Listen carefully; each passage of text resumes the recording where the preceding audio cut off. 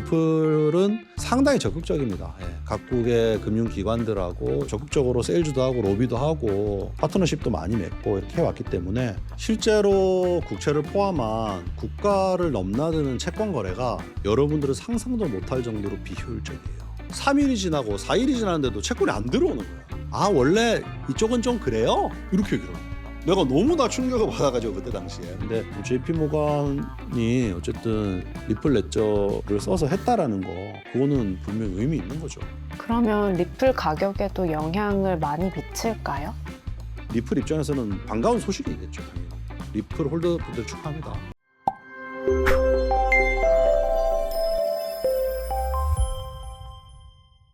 월가의 제왕 JP모건과 글로벌 결제공용 마스터카드가 5초 만에 블록체인으로 미국채를 송금하는 데 성공했습니다.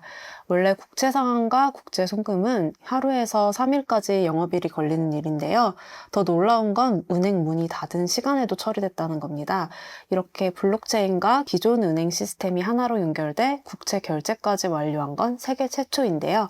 관련 소식 빠르게 짚어보겠습니다. 수목님, JP모건과 마스터카드가 미국 국채로 국경 간 이동했다는 소식 어떻게 보셨나요? 고무적입니다. 고무적이고 시범 거래 테스트라고는 볼 수 있는데 실제로 국채를 포함한 국가를 넘나드는 채권 거래가 여러분들은 상상도 못할 정도로 비효율적이에요.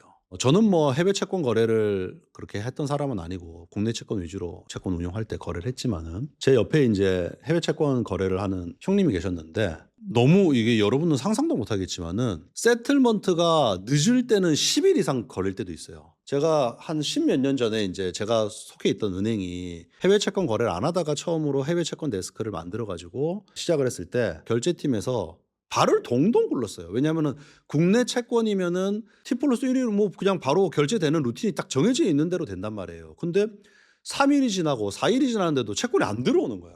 그러니까 이거 부도난 거 아니냐. 결제팀장은 잘못하면 자기 잘릴까 봐 뭐 그냥 불편해가지고 뭐 죽으려고 하는 거예요. 근데 우리 채권 운영하던 형님이 해외 채권 운영을 하시다가 오신 분이었는데 아, 원래 이쪽은 좀 그래요? 이렇게 얘기를 하는 거예요. 내가 너무나 충격을 받아가지고 그때 당시에 뭐 벌써 10몇 년 전 얘기입니다만은 유럽 쪽에서 뭐 이렇게 꼬이면은 며칠에 며칠을 늦춰가지고도 들어오더라는 거죠. 근데 여러분들 그것도 이해가 안 되시겠지만 지금도 그럴 겁니다. 근데 지금은 이제 뭐 국채만 일단 토큰화를 해가지고 하고 있지만은 모든 채권들이 이렇게 토큰화 돼가지고 거래가 된다고 하면은 T 플러스 뭐 2일 3일이 아니라 그냥 리얼타임인 거예요. 실시간으로. 그걸 이제 처음으로 구현을 한 겁니다. 온도 파이낸스가 제공하는 OUSG 토커나이즈드 국채 트레저리인가 본데 요거를 이제 리플 XRP 레저 망을 통해 가지고 거래를 했다. 그래서 마스카드가 이제 결제 부분 담당하고 JP 모건으로 이제 해줬다라는 거죠. 그리고 리플의 싱가포르 은행 계좌로 달러가 송금이 됐다. 이렇게 되는데 뭐 여기 누가 들어가고 어쩌고 저쩌고 사실 그거는 제가 볼 때 중요한 건 아니고 전통적인 금융기관들 간의 어떤 거래가 블록체인 상에서 아주 빠르게 된다라는 걸 실제로 구현을 해봤다. JP모건과 마스터카드가 라는 게 중요한 겁니다. 그러면 이제 쉽게 얘기하면 시간이 걸리고 번거롭기도 하고 단지 금융기관 간의 크레딧만을 믿고 이틀 3일 뒤에도 안 들어오던 국채를 발 동동 굴리면서 기다리고 있던 이 국채 거래라는 게 카톡 하나 보내면 바로 보내자마자 카톡 하고 가지 않습니까? 그런 식의 거래를 했다라는 거예요. 그래서 이제 이게 의미가 있는 거고 이걸 일단 테스트 성공했기 때문에 제 생각에는 이 클래어리티 법안 구체화되고 나면 다수의 자산들이 토커나이제이션이 되면서 현재로서는 이제 뭐 됐다 이거 자체가 이제 이슈가 되고 하는 정도지 클래어리티 법안 되고 나면은 아마 다수의 금융 상품들이 토커나가 될 거라고 저는 보여요. 그러면은 나머지 금융기관들이나 이런 데들도 이런 인프라를 결국에 깔게 될 거고 깔다 보면 이게 편하거든. 그러면은 거의 다 이쪽으로 넘어오지 않겠냐. 그럼 엄청난 효율성이 발생할 겁니다. 그래서 대단히 중요한 변화가 또 하나의 실현이 됐다. 이렇게 얘기를 할 수 있겠네요. 그런데 왜 비트코인이나 이더리움이 아니라 리플의 XRP 레저가 선택이 된 걸까요? 거래망으로서는 뭐 리플이 오랫동안 그 역할을 하려고 준비를 많이 해왔던 입장이고 비트코인 네트워크는 이제 여기에 적절하진 않습니다. 이더리움 같은 경우는 토큰화 자산들이 이더리움 체인에 많이 올라와 있기는 한데 뭐 이더리움 하려고 하면 하겠죠. 그러나 이제 뭐 가스피 문제도 있고 그러니까 일단은 리플 한 것 같고 모르죠. 또 리플이 모건 스탠리한테 엄청 다가가가지고 설득을 했을 수도 있어요. 왜냐하면 이더리움은 그런 세일즈를 갖다가 막 국가한테 하는 나름의 조직이 없는 건 아닌데 막 그렇게 공격적이진 않거든요. 근데 리플은 상당히 적극적입니다. 예, 각국의 금융기관들하고 적극적으로 세일즈도 하고 로비도 하고 그런 파트너십도 많이 맺고 이렇게 해왔기 때문에 지금 어쨌든 뭐 테스트 단계다 보니까 이왕이면 편하게 하는 게 좋지 않습니까? 리플을 굉장히 좋아하는 분들은 야 이제 리플이 모든 금융 네트워크를 다 이걸로 깐다 이렇게 이제 또 해석할 수도 있겠지만 그건 당연히 리플은 리플대로 하겠죠. 그러나 이제 저희 판단에는 일단 본격화 된다고 하면은 멀티체인 환경으로 갈 거라고 저는 봐요. 근데 멀티체인으로 가다가 그냥 대부분의 점유율을 가지는 체인 뭐 두세 가지로 좁혀질 수는 있죠. 과점 체제가 될 수는 있지만은 일단 그렇게는 흘러갈 거로 봅니다. 뭐 그래도 어쨌든 리플 입장에서는 반가운 소식이겠죠, 당연히. 리플 홀더 분들 축하합니다. 그러면 리플 가격에도 영향을 많이 미칠까요? 미칠 법도 한 뉴스인데 뭐 무슨 이게 됐다고 해가지고 막 폭등하고 이러지는 않은 것 같은데 안 한 것보다 좋지 않나요, 그죠? 안 한 것보다 좋은 거고 일단은 왜냐하면 리플을 여전히 스캠이라 생각하는 사람도 있거든요. 이제는 많지는 않지만은 근데 뭐 JP 모건이 어쨌든 리플 레저를 써서 했다라는 거 그거는 분명 의미 있는 거죠. JP 모건이 이번에 블록체인으로 움직인 자산이 바로 토큰화된 미국 국채인데요. 이제 국채를 블록체인에 올린다는 게 무슨 의미고 왜 국채부터 시작한 건지 좀 차근차근 설명을 좀 부탁드립니다.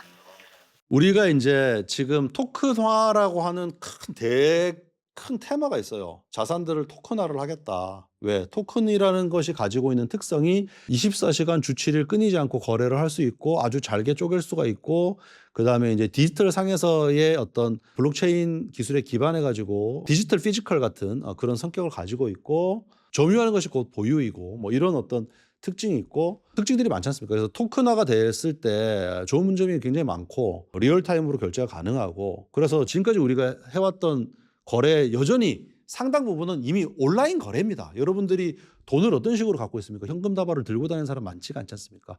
이미 우리가 인터넷 뱅킹 시대를 산 지는 오래됐어요. 그러나 거기에는 그냥 숫자로만 보여주는 거지만 블록체인 상에서 디지털 희소성을 가진 어떤 자산의 형태로 바꿔가지고 거래한다는 것은 좀 다른 성격이 있다는 거죠. 그래서 거의 대부분의 자산들이 결국에는 토큰화가 될 터인데 일단은 국채라는 것이 단기 국채 특히 만기 짧은 단기 국채들이 가장 쉽게 접근할 수 있는 금융 상품이라서 그렇습니다. 미국의 국채 하면은 이제 어쨌든 글로벌리 안전자산의 성격을 바라보고 있고 그다음에 특히나 지금 토큰화되고 있는 국채들은 다 단기 국채거든요. 1년 만기 이내로 발행된 T빌들 가지고 토큰화를 하고 있는데 뭐 3개월 이내 가지고 하기도 하고. 그 왜 그러냐면 변동성이 또 극도로 낮습니다. 단기 국채들이.